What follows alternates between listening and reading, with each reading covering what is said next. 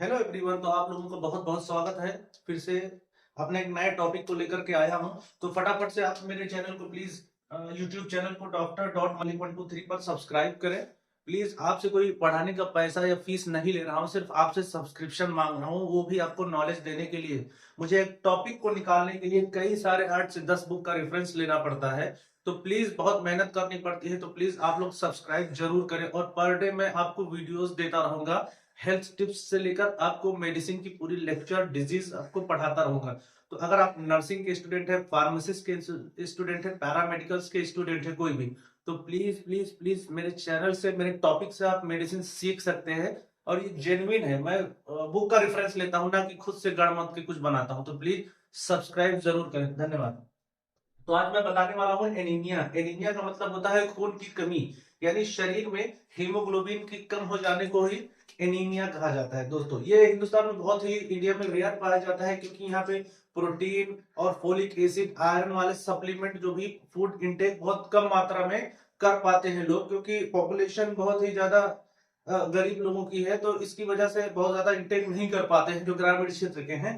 तो ऐसे लोगों में बहुत ज्यादा, या प्रेगनेंसी के दौरान आयरन सप्लीमेंट नहीं ले पाते कुछ फाइनेंशियल प्रॉब्लम की वजह से। तो ऐसे लोगों को बताऊंगा इसका डेफिनेशन क्या है, कॉज क्या है, इसके ट्रीटमेंट क्या है, बाकी बहुत सारी चीजें मैं आपको बताऊंगा। तो फटाफट आप चैनल को सब्सक्राइब करें और पूरा वीडियो देखें। धन्यवाद। तो एनीमिया, एनीमिया यानी खून की कमी, हीमोग्लोबिन का कम हो जाना ही, शरीर में हीमोग्लोबिन का कम हो जाना ही एनीमिया कहलाता है। ठीक है, एनीमिया मेडिकल टर्म होता है। तो जानते हैं इसका सिम्टम्स क्या होता है। एनीमिया होने की वजह से पाल्पिटेशन होने लगता है। पाल्पिटेशन मतलब घबराहट होने लगता है। घबराहट क्यों होता है? अगर खून की कमी, खून का क्या काम होता है? ऑक्सीजन को कैरी करना, यानी ऑक्सीजन जो हम सांस लेते हैं, वो हवा जो अंदर जाती है ऑक्सीजन, वो हीमोग्लोबिन यानी खून का के कण ही उसको पूरी शरीर में पहुंचाते हैं। तो चूंकि हीमोग्लोबिन कम है, ऑक्सीजन ज्यादा सप्लाई करना है, तो हार्ट को जल्दी जल्दी काम करना पड़ता है। उसकी वजह से दिल की धड़कन बढ़ जाती है और घबराहट होने लग जाती है। तो ये हो गया पहला सिम्टम जो आता है, उसको अलामत, वो घबराहट के आते हैं, पाल्पिटेशन।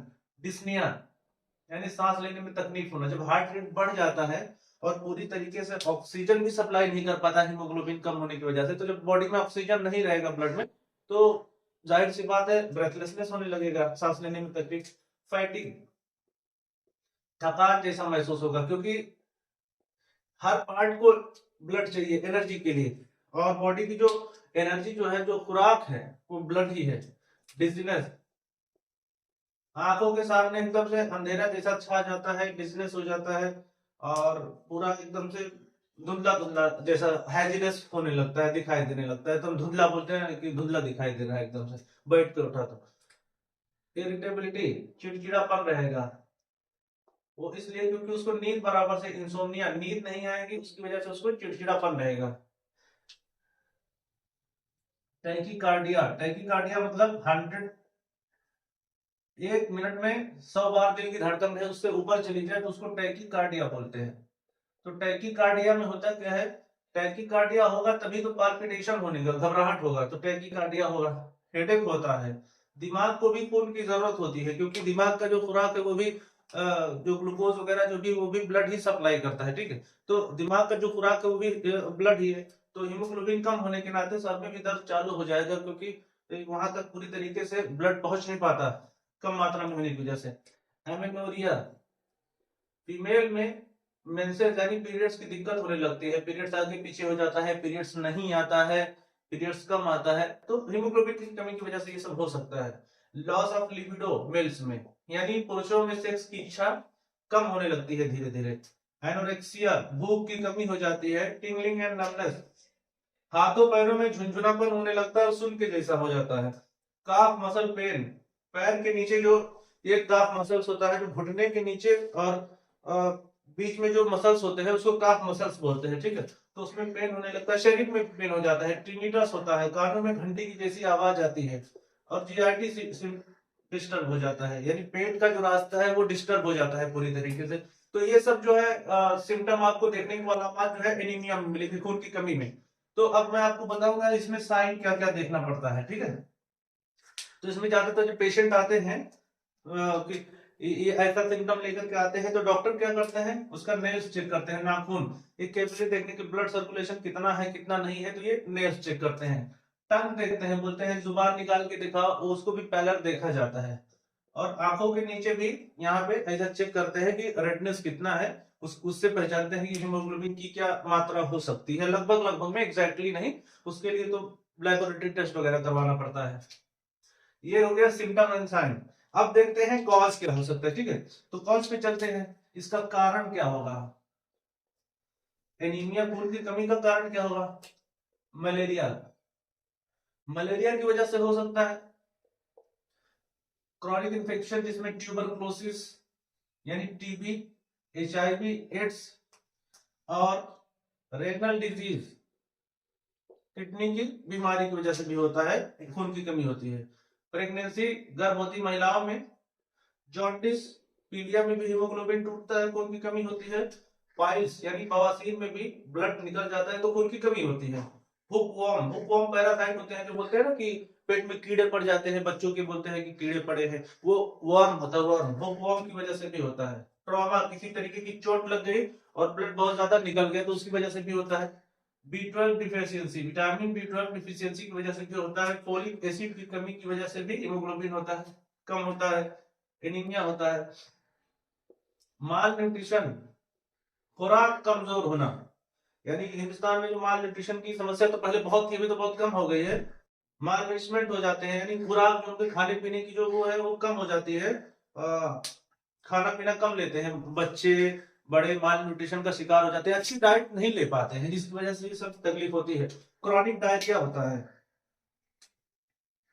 बार बार बार बार डायरिया होने लगता है, ठीक है। वो किसी भी चीज की वजह से क्रॉनिक डायरिया हो, कोलाइटिस हो गया, या फिर पेनक्रियास के इन्फ्लामेशन की वगैरह से हो गया, कुछ भी हो क्रॉनिक डायरिया की वजह से, यानी बार बार जो बार बार अब संडास पास करते हैं, बार बार जाना पड़ता है, उसकी वजह से भी जो है डाइजेस्ट नहीं हो पाता फूड, जिसकी वजह से प्रोटीन, आयरन, फोलिक एसिड वगैरह सब डाइजेस्ट नहीं हो पाता है, तो उसकी वजह से भी होता है।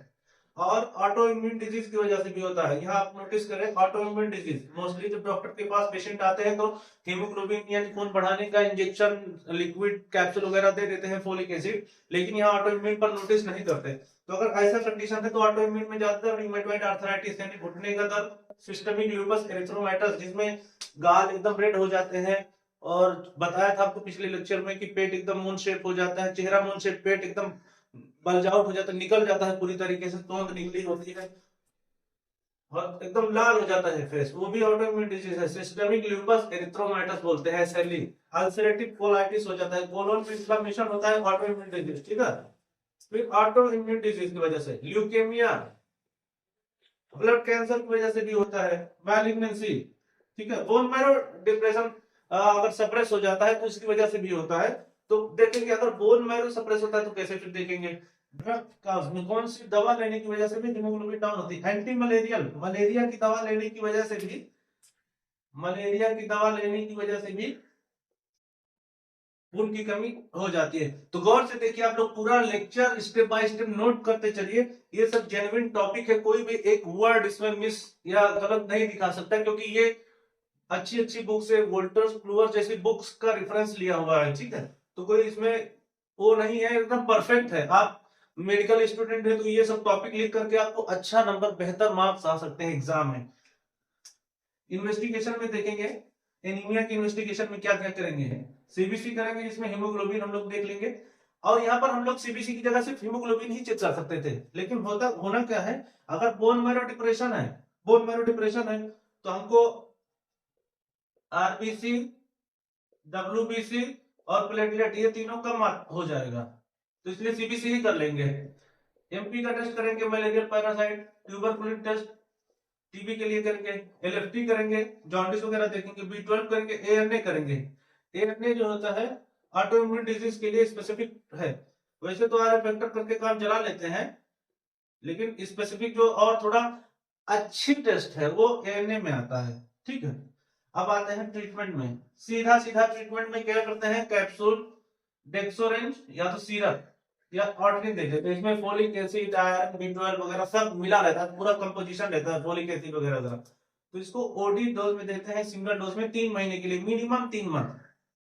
और पैरासाइट यानी वर्म को रिमूव करने के लिए हम लोग यूज करते हैं टैबलेट बैंडी प्लस, अल्बेंडाजोल और आइवरमेक्टिन का कॉम्बिनेशन होता है, रात में देना रहता है, 3 दिन तक देखिए, इनफ इनफ इज इनफ, बहुत है। फिर प्रोटीन की वजह से अगर हाइपोप्रोटीनीमिया हो गया तो प्रोटीन की वजह से भी कम होता है, तो फिर प्रोटीन देंगे, प्रोटीन पाउडर 2 चम्मच दूध के साथ सुबह सुबह दे देना है। ये तो हो गया हमको टैबलेट और कैप्सूल फॉर्म में साथ में। अब हमको और थोड़ा सा फास्ट करना है, तो हमने इंजेक्शन विटकोफॉल ले लिया। विटकोफॉल एफटीसी कंपनी बनाती है, वायल में आता है, काफी अच्छा रिजल्ट है, अच्छा। उसमें फोलिक एसिड, नियासिनामाइड और B12 विटामिन B12 मिला रहता है। लगभग लगभग 5 mg फोलिक एसिड 1 ml में और 500 mcg विटामिन B12 मिला रहता है विटकोफॉल में 1 ml में। तो 1 ml लेना है, डेली देना है, 5 से 10 इंजेक्शन यूज करना है, ठीक है, 5 से 10 दिन देना है। ये हो गया। अब थोड़ा सा और अगर हीमोग्लोबिन कम है और हमको थोड़ा सा बढ़ाना है, तो हमको आयरन सुक्रोज यूज करना है इंजेक्शन। 100 mg में आता है आयरन सुक्रोज, करीब करीब 5 ml पूरा एम्पुल में भर के आता है। तो उसको करना क्या है, 100 ml NS में करके स्लोली स्लोली देना है, एकदम स्लोली, स्लो स्लो एकदम, ग्लूकोज के छोटे बॉटल में करके चढ़ाना है। और ये 1 दिन छोड़ के 1 दिन देना है। ये भी करीब करीब 5 से 6 इंजेक्शन, 7 इंजेक्शन, 5 इंजेक्शन तक दे के रुक जाना है, फिर वापस चेक कराना है। अगर ये देने के बाद भी बार बार हेमोग्लोबिन डाउन हो रहा है, तो यहाँ पर हम लोग यूज करेंगे एनाबॉलिक स्टेरॉइड। एनाबॉलिक स्टेरॉइड में होता है जैसे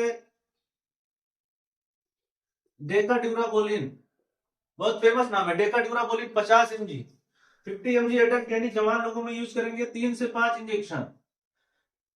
IM यूज करेंगे, गोस्ट में लगाएंगे और मस्कुलर में, और पर वीक हफ्ते में 1 इंजेक्शन देंगे। वैसे तो बुक के रेफरेंस से 4 से 5 दिन दिया है, लेकिन वीकली देंगे, सेफ रहेगा, ठीक है। तो अगर यहाँ पर ऑटोइम्यून डिजीज होता है तो ओमनाकार्टिल भी साथ में चालू कर सकते हैं। अगर ये सब देने के बाद रिस्पांस नहीं आता है तो anabolic steroid plus Omnacortil 5 mg BD dose increase करेंगे, एक हफ्ते बाद 10 mg BD डोज इंक्रीज करेंगे, 20 mg BD तक ले जाएंगे।